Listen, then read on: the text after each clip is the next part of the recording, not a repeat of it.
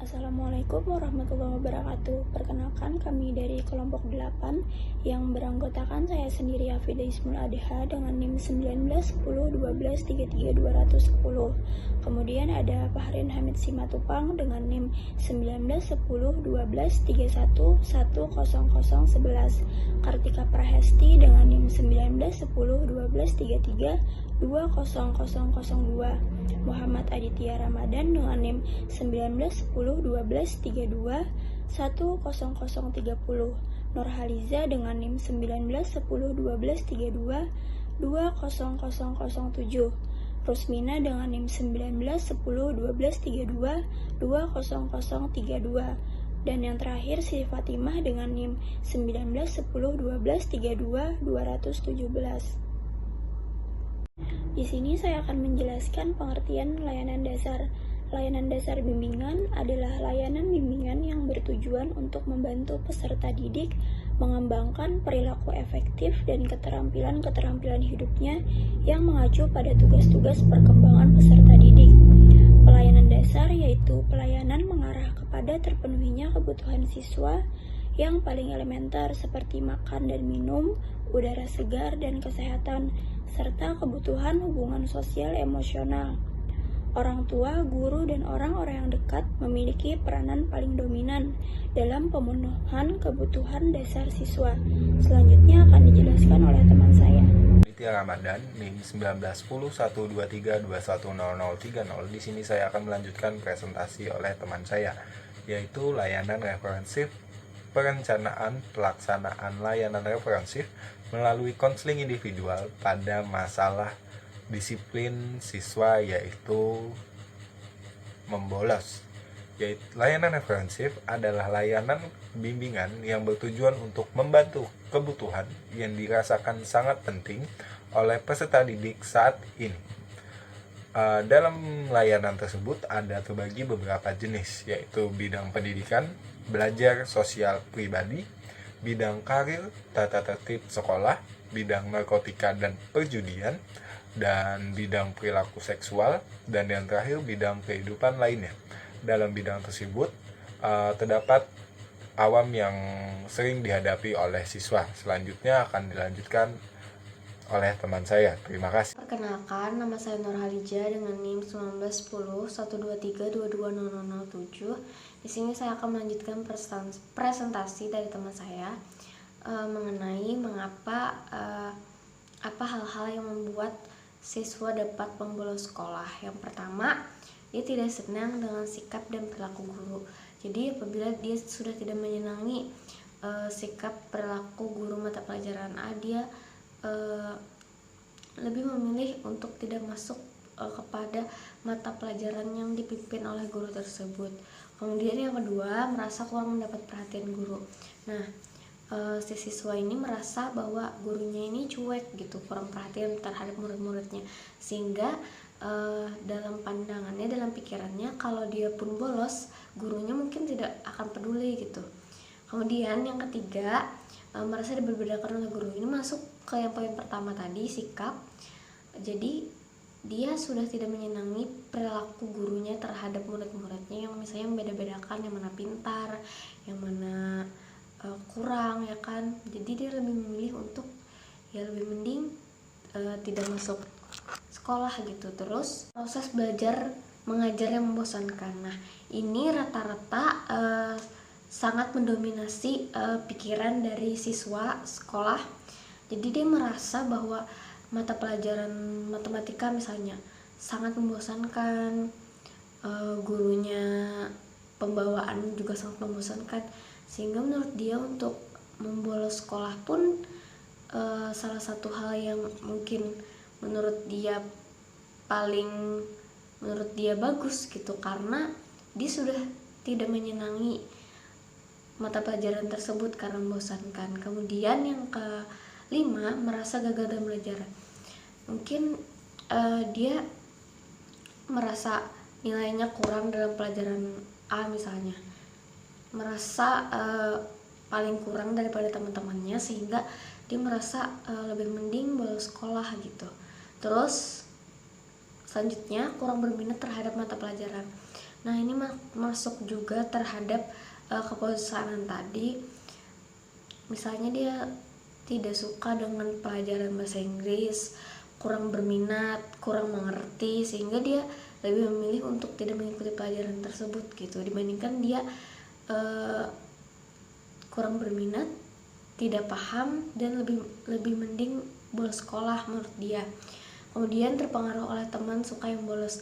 Nah, ini juga sangat mendominasi karena dia lebih berperilaku ikut-ikutan, sehingga sangat mempengaruhi juga teman-teman sebaya itu di sekolah. Kemudian takut masuk karena tidak membuat tugas. Nah, ini lebih ke takut dihukum ya. Nah, jadi takut dihukum juga termasuk salah satu hal yang membuat seseorang itu bolos sekolah. Kemudian yang terakhir, tidak membayar kewajiban SPP tepat pada waktunya.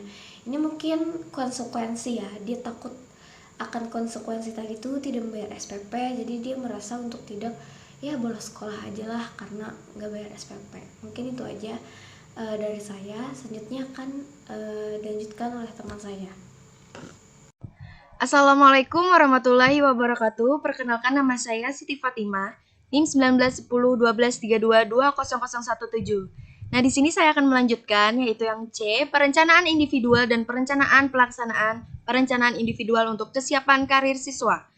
Layanan perencanaan individual adalah layanan bimbingan yang bertujuan membantu seluruh peserta didik membuat dan mengimplementasikan rencana-rencana pendidikan, karir, dan sosial pribadinya. Tujuan utama dari layanan ini adalah membantu peserta didik memantau dan memahami pertumbuhan dan perkembangannya sendiri. Kemudian, merencanakan dan mengimplementasikan rencana-rencananya itu atas dasar hasil pemantauan dan pengamatannya itu. Strategi peluncurannya adalah konsultasi dan konseling. Isi layanan perencanaan individual sebagai berikut.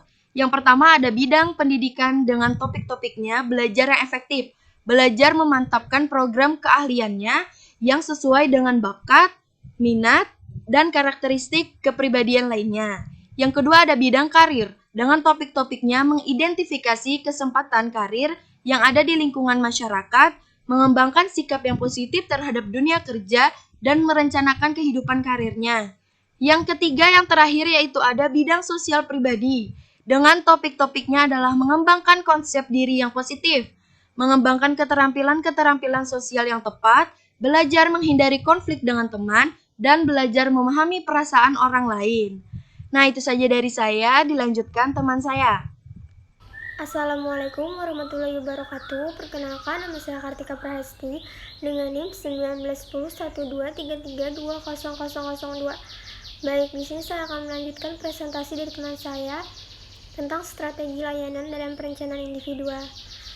Layanan bimbingan dan konseling adalah upaya sistematis, objektif, logis, dan berkelanjutan, serta terprogram yang disusun oleh konselor untuk memfasilitasi peserta didik dalam mencapai kemandirian, kemampuan memahami, menerima, mengarahkan, dan mengambil keputusan, dan juga merealisasikan diri untuk bertanggung jawab, sehingga mencapai kebahagiaan dan kesejahteraan dalam hidupnya.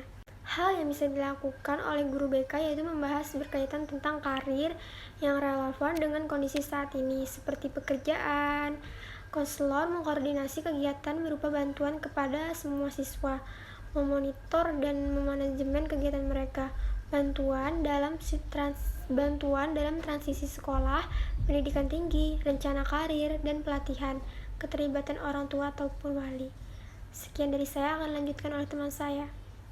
Assalamualaikum warahmatullahi wabarakatuh. Perkenalkan, nama saya Pernamit Simatupang dengan NIM 1910123110011. Di sini saya akan melanjutkan presentasi dari teman saya. Di sini saya akan mempresentasikan tentang strategi layanan dalam perencanaan individual. Baik.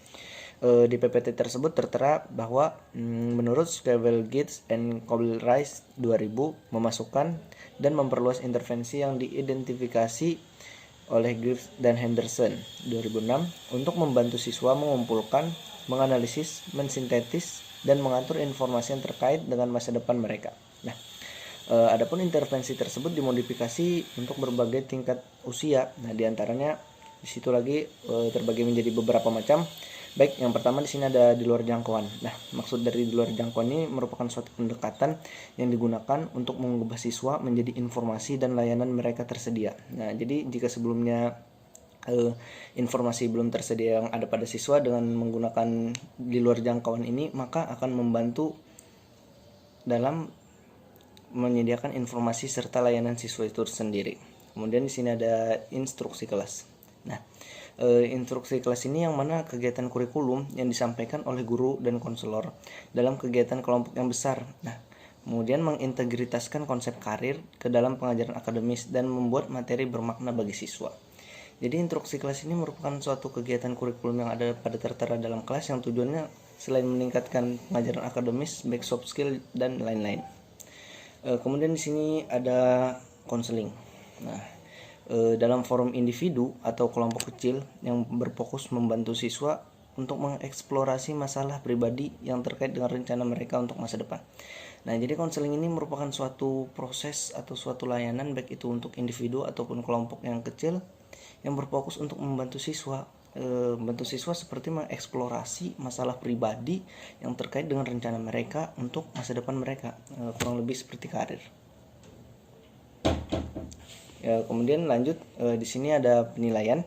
Nah, penilaian di sini meliputi dari administrasi, interpretasi, tindakan formal dan informal. Nah, kemudian memberikan siswa pemahaman yang lebih jelas tentang apa itu keterampilan, kemampuan, minat, bakat, prestasi dan kebutuhan mereka. Baik, kemudian lanjut, di sini ada informasi karir.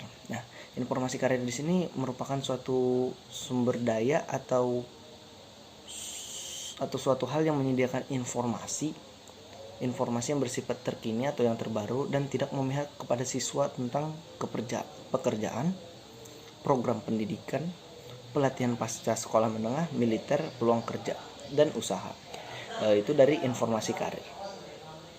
Kemudian ada sistem pengiriman informasi karir. Nah, kita ambil contoh, di beberapa negara sistem pengiriman informasi karir itu berbasis komputer, mencakup informasi yang komprehensif, akurat, dan terkini tentang pekerjaan dan peluang pendidikan.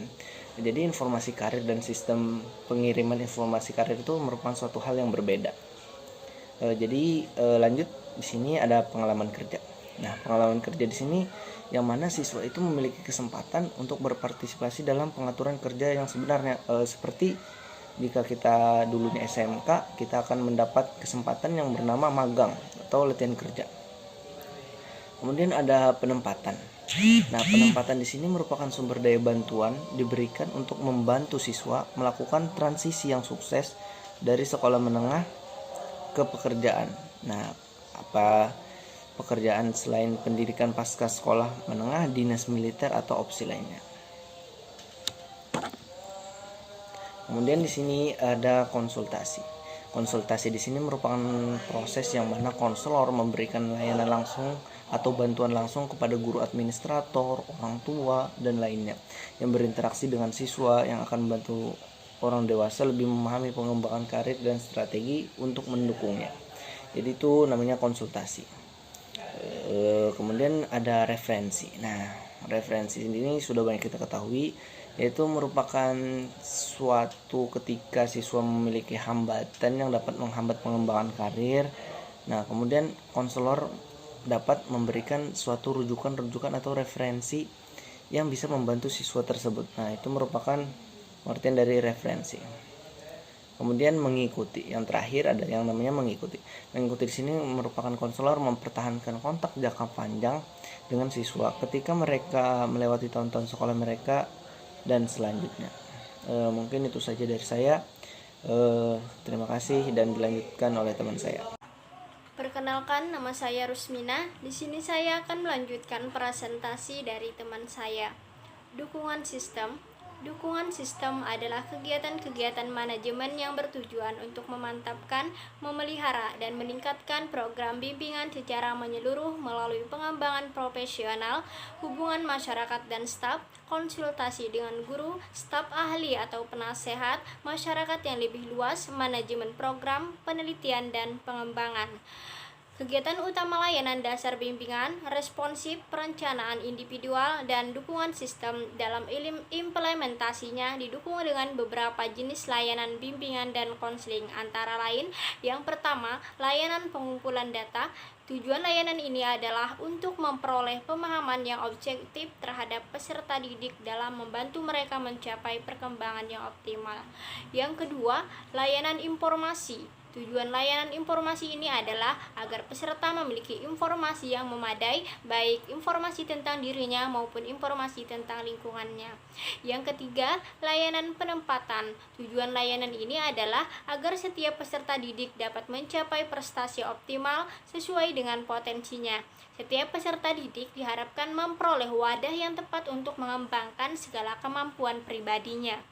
Yang keempat, layanan konseling. Tujuan layanan ini agar peserta didik yang menghadapi masalah pribadi mampu memecahkannya sendiri.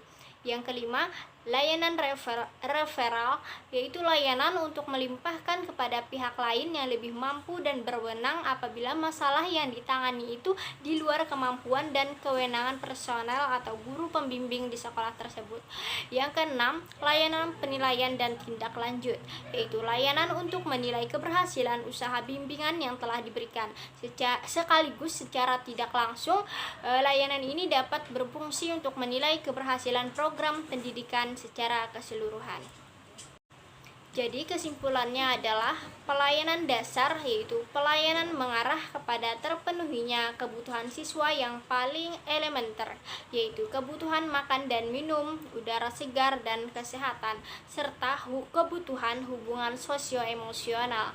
Bentuk-bentuk perilaku membolos siswa yang muncul adalah siswa membolos 1 hari penuh, yaitu siswa tidak datang ke sekolah dari pagi hingga sore hari tanpa adanya surat izin ke sekolah, dan membolos pada saat jam pelajaran tertentu, yaitu siswa meninggalkan jam pelajaran pada saat jam pelajaran sedang berlangsung. Nah, bentuk perilaku membolos berikutnya yang sering dilakukan oleh siswa adalah membolos pada saat jam pelajaran tertentu, yaitu siswa tidak hadir atau tidak berada di dalam kelas pada saat jam pelajaran sedang berlangsung. Sekian presentasi dari kelompok kami. Terima kasih. Wassalamualaikum warahmatullahi wabarakatuh.